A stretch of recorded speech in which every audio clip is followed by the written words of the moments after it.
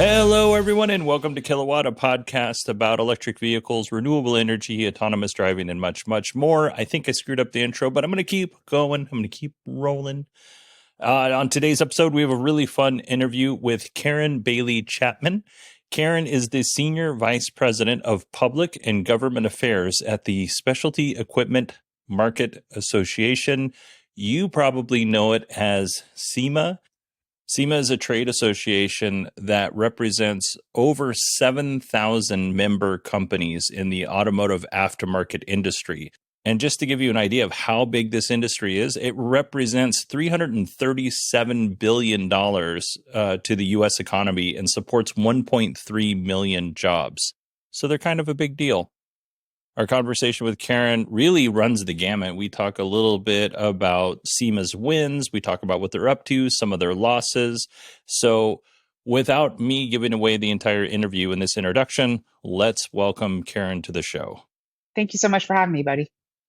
This is going to be a little different than what I normally do for this show, but I think it's going to be really interesting because we have, if you don't know, in this audience that I have, we have engineers, scientists, electricians, people in government, people adjacent to government. And initially, I wasn't sure how I would present this because my personal experience is I actually work for a city government, but I have no knowledge of how everything works above my level. You know, that I know that there's paths and relationships that need to be forged, but I'm insulated from all of that. So I'm going to probably sound ignorant in some of this stuff, but I'm kind of burying what we're going to talk about today. So why don't we just start off with you telling us a little bit about yourself, and then we'll just kind of go into the interview from there. Sure. Well, it's great to be on. Really appreciate you taking the time to have SEMA represented. My name's Karen Bailey Chapman. I'm the Senior Vice President of Public and Government Affairs for SEMA, the Specialty Equipment Market Association, which is basically the automotive aftermarket, everything you do to your car after you've driven it off the lot. But it's all the stuff that all the stuff you don't necessarily need, but it's all the stuff you want to make your car faster, cooler, prettier, higher, lower, and personalized to what you want. So we represent that part of the automotive industry. I have a team of, I think 9 people now working for us on behalf of the specialty automotive aftermarket in Washington, D.C. and in state capitals all over the country. And in some cases, even city governments, depending on the issues that we're dealing with. So we may or may not be in your neck of the woods once in a while, just depending on what's going on as it relates to our industry. Excellent. And how does that work? And I want to jump into SEMA as an organization, but how does that advocacy and policy, how does that come together from an organization like SEMA, and then passing that on to politicians or government reps? Sure. So when people think about SEMA, they think about the big trade show in Las Vegas, right? The largest trade show right now happening in Vegas every year. But what they don't see is the work that we do the rest of the year. So we don't just put on a show. There's a lot of different facets to SEMA, but the government and public affairs part of it is the advocacy as it relates to the industry, because people sort of think like, well, what does that have to do with the aftermarket? Well, one of the things that people don't realize, they kind of talk about the aftermarket as being kind of a niche, a small part of the market. But the reality is that's actually a pretty big part of the industry. We're a $337 billion industry, economic impact industry to the U.S. economy. We account for 1.3 million American jobs, largely with small businesses across the country, because all the cool stuff that we like to have added onto our car, somebody makes it, and that's who we represent. Somebody sells it. That's who we represent. Somebody then installs it in your vehicle. That's who we represent. And so the fact is that there's an industry that happens 365 days a year outside of just the show. And so each of those parts of the industry need representation when it comes to government. So whether, I know obviously on the kilowatt side, on the EV side, emissions aren't necessarily what you would think of, from an EV perspective, but we can get into that a little bit. But it's just the ability to modify your vehicle. So whether you want to lift your vehicle, lower your vehicle, put different tires on it. So there's all of these pieces. So it's the ability to manufacture those parts, and then as a consumer, the ability to modify your vehicle to make it your own. Isn't there a little bit of a right to repair as well? Absolutely. That's one of the major federal issues at the top of our docket, and the ability to continue to modify our vehicle. As cars become more complex, as they become more computers than they are sort of the mechanics as we always think of from yesteryear, it's become more complicated, and especially with things like advanced driver safety systems and how that impacts and how those systems are impacted based on how we modify our vehicle, whether you're putting a different kind of bumper on or you're, like I said, lifting or lowering your vehicle. That all comes into play, and right to repair is really an important piece of legislative priority for us.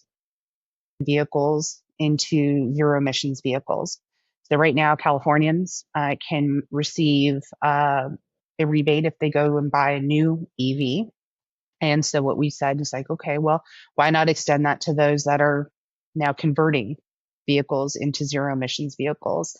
And so, and have all the different standards and income thresholds and all the different pieces that the new EV rebates have, and let's extend it to those that want to convert their vehicles. So, but unfortunately, the governor vetoed the bill.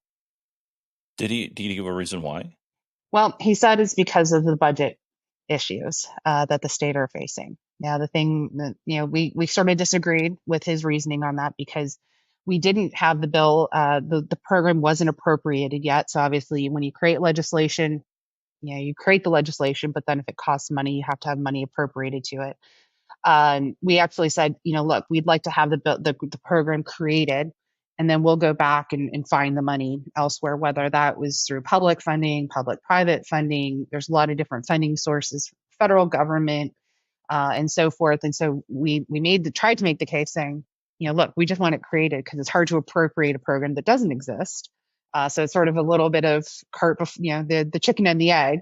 But he still decided to go ahead and veto it anyways, which is really unfortunate. It was a missed opportunity for him, and especially as a growing segment of the industry, especially in the aftermarket, with people doing more and more conversions. It's unfortunate that he saw it that way. Yeah, like Robert Downey Jr. is giving away like 15 Hmm. cars that he converted. And I Exactly. think that's spurring a lot of interest in that particular market, even though people have been doing this for years. Exactly. But it's making the normal people aware of what's going on. Exactly. Exactly. Okay. And how do you find in your position, or how open are government officials to having these conversations? I think generally pretty open. I mean, at the end of the day, we're car guys and gals. So I think we come in with from a good place. We're also largely small businesses that we represent, so that's also a really big, a pretty big deal. We're also American manufacturing, which is also a big part of, tends to open a lot of doors for us when it comes to advocacy. So, I think all of those combined, plus the economic impact that we have from an industry standpoint on the U.S. economy, the thought that we put those numbers down on paper and saying this is actually who we are and who we represent, and what we mean to the U.S. economy, it really does open a lot of doors. A lot of the work that we do is very bipartisan. We have, whether you're in Washington or state capitals, we tend to have very bipartisan relationships, depending on the issue. It's not uniform, it's not monolithic, but we generally have a really good opportunity to talk with lawmakers when we take that time to outreach to them. What is that? What is that number? What is the dollar amount? So $337 billion impact to the U.S. economy, which also translates to 1.3 million jobs here in the U.S. Okay. And I think I do remember you saying that earlier. Um, so with 95% of SEMA's members being small businesses, this is obviously a really big deal for them. Um, is there a place that you could point to where you've had some successes, and maybe we can even talk a little bit about losses and how we recover from those, specifically in the EV space? But if you don't have specific examples, that's okay. We can do really anything.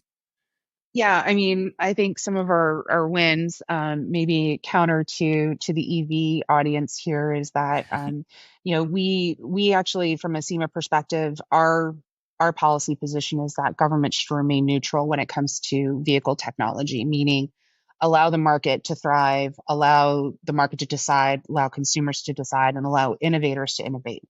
And so, EV is obviously a part of the aftermarket for us. It's a growing part of the aftermarket.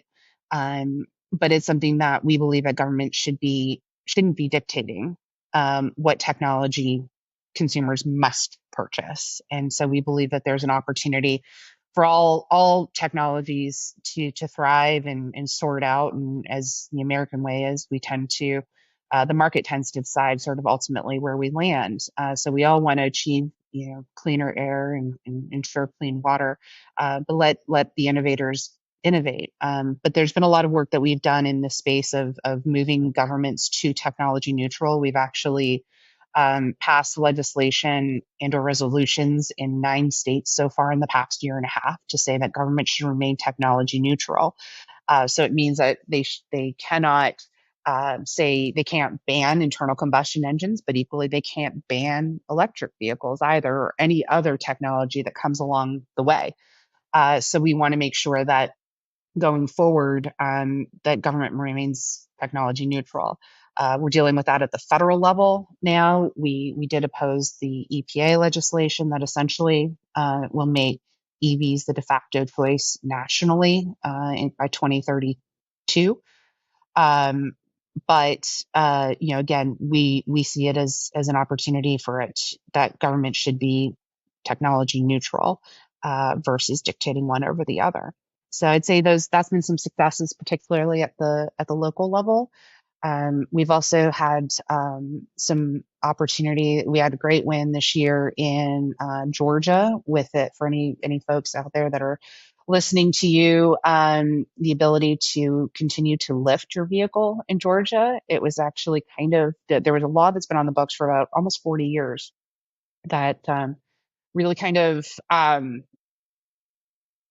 if you will, it didn't make truck lifts illegal, but it um, it made it very ambiguous, and so we went in and did some legislation there to give some more specifications around legislation for those that want to lift their vehicles and sort of how to do that and how to do it safely, and to meet the specifications that allowed consumers to be able to do that. So those are a couple things. We also do a lot in the off-road space and in off-highway vehicle access and public lands.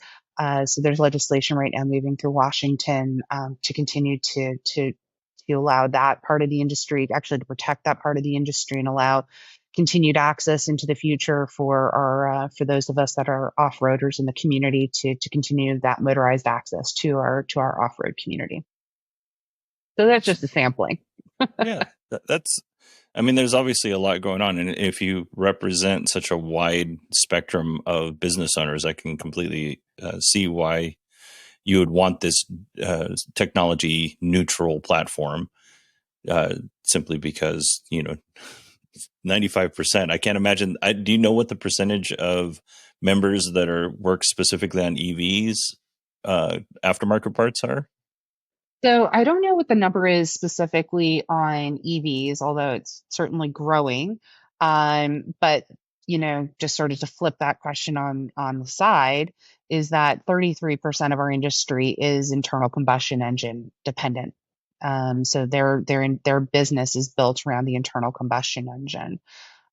So anyway, so just to give some perspective, that's about $100 billion of our industry is ICE dependent. EVs certainly, again, growing. And there's also parts of our industry that it doesn't matter what's powering your vehicle, they still have a place, whether you're a wheel or tire manufacturer, maybe you're an interior restoration person, maybe you do audio systems, obviously wraps and paint jobs and all of that kind of stuff. That also that remains unchanged. So there's still a lot of opportunity within the aftermarket for those that for the EV market and for the EV consumers out there. Gotcha. Let's shift gears just a little bit, and let's talk about what kind of things. Like I highly doubt, I could be wrong, but I highly doubt anybody that's listening to the show is a member of SEMA. So let's move maybe to a more public facing. Like, what can these folks do if they wanted to learn more about what SEMA is doing? Like, what kind of cool things that they can get involved in their local communities? Is there that kind of stuff going on at SEMA? Sure. I mean, look, there's a lot of opportunities, and I think for anybody in your audience that are, in the lawmaking space or the regulatory space or the government compliance space, I urge you to reach out to even our office, because we have the opportunity to share a lot of the innovation and work that we're doing, not only as an association, but what all of our members are doing. So if people are curious about what's going on or trying to network and make connections, we certainly have that ability to help make those connections. We also have, if you are somebody in the business world looking to bring a product to market or have a product to market, we certainly encourage you to come join us as a SEMA business member. But then we also have the SEMA individual membership program. So this is really where we're trying to capture the enthusiast community out there. There's a lot of consumers. I'm one myself. I don't just advocate for the industry. I'm a consumer myself, and so but there's a lot of places where, people have very localized groups. I'm a Jeep person, so, there's a lot of Jeep clubs, and, even in the electric vehicle market, Rivian's done a great job in terms of their community in sort of group building and everything that they've done. But we also have the SEMA individual membership program, which gives you some benefits and opportunities to engage with others, engage on our advocacy, but then also receive things like discounts from various manufacturers within the industry. So there's a lot of different ways to get involved with SEMA or SEMA aligned organizations or through the organization. But certainly, if you're in that government space or science space and innovation space, I encourage you to reach out to our office, because if anything, we have a great opportunity to network folks with other individuals that they may want to be connected with.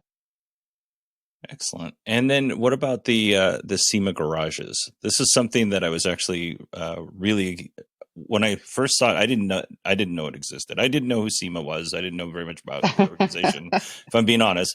But when I was reading through and I saw the SEMA garages, I was like, oh, this is a really cool thing just to offer to folks. It is.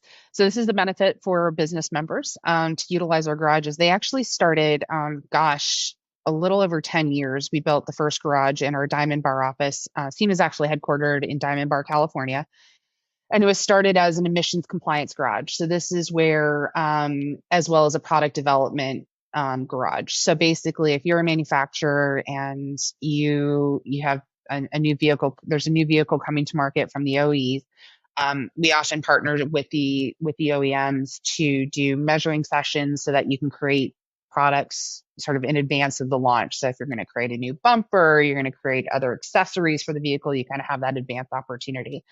So that's one of the things that our garages do. Then we also added in the emissions compliance side of it, which is, when it comes to vehicles on the roads, you need to still be emissions compliant. But there's a lot of parts of our industry, especially those that are attached to the internal combustion engine and their performance-based engine or performance-based parts, things like superchargers or tuners or intakes, exhausts, all of these pieces that touch the emission systems, so you can still modify those on your vehicles, but they still need to be compliant with federal, and in California's case, California emissions laws.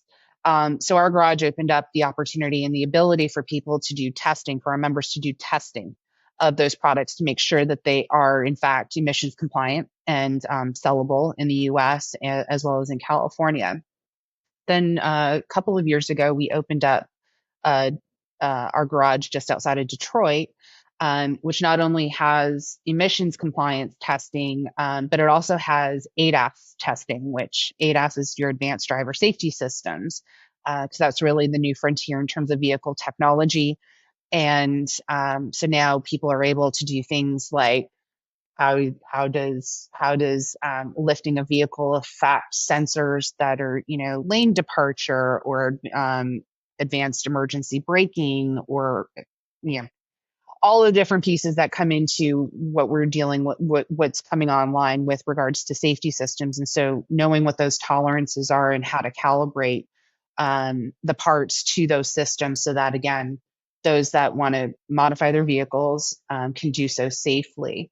The other thing too that we have the ability to do is range testing for the electric vehicle market. So we also have those capabilities. So it's a pretty significant investment. We've invested about $25 million into our garage program, but it's pretty robust and pretty cool, quite frankly, and pretty cutting edge in terms of what we offer, particularly in the safety systems space.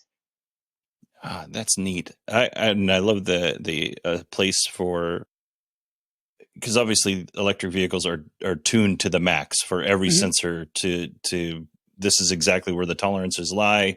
If you go outside of that, you have problems. Like my car, I have a Tesla, and it will frequently see the car in the left lane stopping and alert me that the car in front of me is stopping. It's Mhm. become less frequent, but when I first got it, it was very frequent. So I can definitely see, like, if I lifted my car up, say 2 to 3 inches, that would definitely be a problem in terms of recognizing, or it could be a problem in It terms of could be, recognizing. yeah, it could Yeah. be. You'd be surprised at what the tolerance levels are and whatnot. So obviously people sort of look more towards trucks when they think about that. But Sure. I've been to an off-road event where there was a lifted Miata. So not saying you can't lift a Tesla. Yeah, no, and I have friends that do all sorts of weird things to their vehicles, and some of it is just like, can I do it? And I have one friend from high school named Ken, and he was the first person that I knew that ever did any of this stuff, and he had a whole um, his whole garage was just dedicated to slamming his Dodge Neon down to the ground and putting all these aftermarket effects on parts on it. It looked hideous, but he was just, his whole mental state on this was, how many things can I do to this car? And with a Dodge Neon, it ended up being quite a lot. And we grew up in Alaska, and I swear he had like 8-inch wheels on this thing. I don't Right. know how he drove down the dirt roads without damaging his car, but um, yeah, Yeah. for Yeah. sure. Yeah, no, it's amazing what people can do. My brother, actually, I think back to, I grew up in a car town. I grew up in a manufacturing family, not a car manufacturing family, but I remember my brother took my parents' old Scout. So if you know what a Scout is, I think if you grew up in Alaska, I think you probably know what a Scout is. And so he ended up modifying it. And I was really little. My brother was a lot older than me. And so this is my first remembrance of modifying. And he, not only did a paint job and he did a lift, but he did these blue velour seats. Nice, nice. That straight out of the vans back in the day. Right, right. Yeah. It was the 80s. So, Yeah, that's nice. I was going to say also, the folks that I work with, if they were ever told that they couldn't lift their trucks, I think that would start a revolution yeah, for sure. So yeah. that surprises me in Georgia that they had some ambiguous rules or regulations on lifting trucks. Yeah, no, it was actually, again, it was a law that nobody kind of knew about because it's been around for so long. And then it came to be actually in a lawsuit involving a lifted vehicle in an accident. And so that's when everyone's like, oh, there's this law that's on the books. And so anyways, so yeah, so one of our members had reached out to us about it, and we were able to go in and pass legislation to get it fixed. But yeah, you think Georgia of all places, it's not like people weren't lifting vehicles and modifying their vehicles. But yeah, in fact, there was a law on the books, but we're able to get that statute amended so that it gave a little bit more guidance and strength around what you can and cannot do with a vehicle, and put some safety parameters around it. Yeah, it's good when we introduce common sense to our government. I think that always works because we get these laws, and I think you said it was like 40 years ago they implemented this law. They probably had a really good intent when they did it, but and now somebody's dealing with some issue because of lawyers. And I like lawyers. It's fine. We're not going I'm to pick not. on lawyers No, today. but it's their job to find a place to find places in the law to build their best case. That's their job. That's not. We have lawyers. Lawyers listen to this podcast. I'm sorry, Right. We're not going to pick on lawyers. um, but yes. Okay, so let's talk a little bit about SEMA's next show. Is it this year? Next year? When's the next? It's every year. So it's the first full week of November. So Okay. it kicks off November 5th in Las Vegas. We've been in Las Vegas for several decades now, and we're looking at a great show once again. The numbers are looking great, and the show's really continued to regain its steam after having to shut it down in 2020 with COVID. But we're looking at again sort of reaching our historic numbers from attendance and exhibitors and so forth. So we're pretty excited about this year's show. Okay, excellent. I know this might be outside of your purview within SEMA, but is there any trends that you're seeing as an organization? Gosh, I mean, lots. And I have to also mention too, we also have the return of SEMA Fest with our show this year too. So, which is something we kicked off last year, which is really a consumer facing opportunity and concert festival type event. So there's information coming out. We're launching all of that over the next couple of weeks with regards to the bands and everything that'll be coming in for SEMA Fest. So stay tuned for that. But yeah, when it comes to trends, we continue to see a lot of growth in the truck and off-road space. That still continues to be a really big growth area for the industry. The other area, honestly, that's continuing to grow and garner a lot of interest is our future tech studio, which is really where our up and coming technology space is. It started sort of as an EV section, probably about, I don't know, 3 or 4 years ago, probably about 3 years ago. And it's really expanded now to encapsulate all types of low and zero emission innovation. So everything from hydrogen ICE to hybrids to biofuels as well as EVs. So that's another area that is a growing interest. We have a whole program around the future tech space.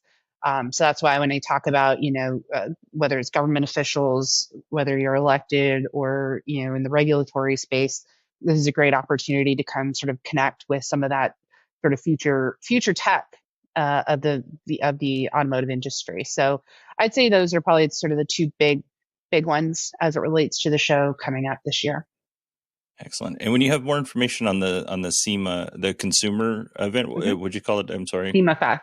SEMA Fest. When you have more information on that, please pass that along to me, and I will talk about it on the show and make sure to plug that. Absolutely would love to do that. Okay. How would folks get a hold of you? So you can reach well SEMA, just SEMA.org. But if you're interested more in the advocacy space and the work that we're doing on the legislative side, you can go to SEMA.org/advocacy. Or it's just on the top banner of the main page, and you can see all the different stuff that our team's doing, whether it's at the federal, state, or local levels. Excellent. And Karen, thank you so much for coming on the show. This was a really interesting, and like I said, it's a little bit of a left turn from what I normally talk about, but I really think this is important because in the EV space, we have all this cool technology. They build really cool cars. They seem to be, from my very limited knowledge of automobiles, a more technologically advanced car than what an ICE car would have, just because all the bells and whistles that you can do with them. However, the companies that are manufacturing these don't want you to do anything to them, and I'm very much against that. I'm very much against Tesla being so draconian about the people's right to repair, especially when you consider that they can't get into a shop in some places and repair their own vehicle, even if it's something super simple. So I'm 100% on board with what SEMA is doing in that regard. Well, we appreciate that support. We're going to continue to work work at that and getting these common sense legislation passed. It's something that's really a long time coming, but something that we really need to do again as the technology in vehicles continues to evolve and grow and become more complex. The fact is that we still want to. We're still Americans. We still like to modify and personalize our vehicles, and regardless of what your powertrain is, we should still be able to do it. We have the right to. Absolutely. I agree. Thank you very much, Karen. I appreciate you coming on. Great to meet you. Thanks, Bodie. All right. Obviously, I want to give a big thanks to Karen for agreeing to come on and chat with us, and that it was a really informative interview and a fun one at that. In addition, I want to give a big thank you to Diana and Daniel for making this possible. Really appreciate how easy it was to get this whole thing set up. I really appreciate your efforts and professionalism. Thank you. All right, everybody, that is it for me today. If you want to learn more about SEMA, please check the show notes because I'll put information to the organization there. And then if you want to follow me on Twitter, you can. I'm at 918digital, 918digital. And if you want to email me, it's Bodie, BODIE, at 918digital. Thanks again, everybody, and I will talk to you on Friday.